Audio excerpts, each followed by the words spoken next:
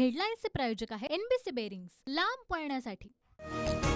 मी शिवसेना संपवली, पाय देऊन पुढे जाणाऱ्यांचा पायच बाजूला केला। नारायण राणेंचा उद्धव ठाकरेंवर निशाणा, तर शिवसेनेला संपवणारी औलाद अजून जन्माला यायची आहे असं म्हणत विनायक राऊतांचं उत्तर।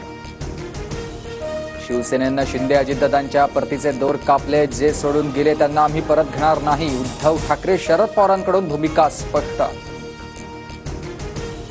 कुणाला सोबत घेणार नाही म्हणता तुमच्याकडे येतंय कोण? तुम्हाला दरवाजा उघडा म्हणून सांगितलं कोणी? शिंदे गटाचा उद्धव ठाकरेंवर पलटवार। पंतप्रधान मोदींनी रोड शो सभा घेतल्या, तिथे जनतेचा महाविकास आघाडीला मोठा पाठिंबा मिळाला, त्यामुळे मोदींना धन्यवाद देणं माझं कर्तव्य। शरद पवारांचा खोचक टोला। विधानसभा निवडणूक महाविकास आघाडी एकत्र लढणार, नाना पटोलेंच्या नाराजीच्या प्रश्नावर उद्धव ठाकरेंचं उत्तर। विधानसभेसाठी 288 जागांवर काँग्रेसची तयारी सुरू, नाना पटोलेंचं वक्तव्य। तर काँग्रेसचे कोणतेही नेते काही बोलले तरी महाविकास आघाडी एकत्रच राहील, अंबादास दानवेंची प्रतिक्रिया। मोठा भाऊ छोटा भाऊ महाविकास आघाडी तसं काही नाही, प्रत्येक मतदारसंघात चांगला उमेदवार बघून जागा वाटपाचा निर्णय घेणार, पृथ्वीराज चव्हाणांकडून स्पष्ट।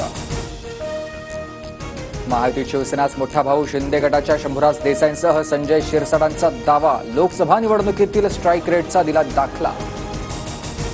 एखादा कार्यकर्ता उत्साहात बोलला तर ती शिवसेनेची भूमिका असू शकत नाही, शिरसाटांच्या दाव्यावर मुनगंटीवारांचं उत्तर। तर सार्वजनिक ठिकाणी असे दावे करू नका, नाहीतर महायुतीमध्ये वाद होतील, दरेकरांचा सल्ला। शिवसेनेत असताना राज ठाकरेंविरोधात बडव्यांनी रचलेल्या षडयंत्रामध्ये भुजबळही, मी तोंड उघडलं तर भुजबळ अडचणीत येतील, टीव्ही9च्या मुलाखतीतील भुजबळांच्या वक्तव्यावर देशपांडेंचा पलटवार।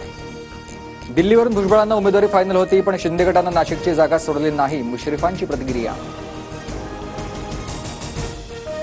नैसर्गिक न्यायानुसार नाशिकच्या जागेवर आमचा अधिकार होता, आमच्याकडून आता भुजबळांच्या वर कोणताही अन्याय नाही, शंभूराज देसाईंकडून स्पष्ट।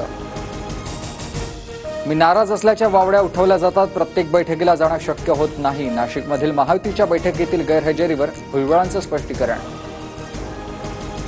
ही लोक रक्तानंच राजकारण करतात, लोकसभेवेळी सोलापुरात दंगली घडवण्याचा फडणवीस आणि त्यांच्या पिल्लावळांचा प्लॅन होता, काँग्रेस खासदार प्रणिती शिंदे यांचा गंभीर आरोप। प्रणिती शिंदेंचे आरोप निराधार, फडणवीस राज्याचे गृहमंत्री, ते असं काही करू शकत नाही, नारायण राणेंकडून फडणवीसांवरील आरोप फेटाळले। शिखर बँक घोटाळा प्रकरणी क्लोजर रिपोर्टवरील आक्षेपाशी माझा संबंध नाही, अण्णा हजारेंचा मोठा खुलासा। तर नावाचा दुरुपयोग करून काही जण स्वार्थ साधत असल्याचा अण्णांचा आरोप। सांगली विधानसभेसाठी दावेदारी सुरू, 3 जागा जिंकू, आणखी एखादी दुसरी जागा मिळवू, जयंत पाटलांचं वक्तव्य। तर कुणी काही बोलो, काँग्रेस सांगली 4 ते 5 जागांवर लढेल, विश्वजित कदम ठाम।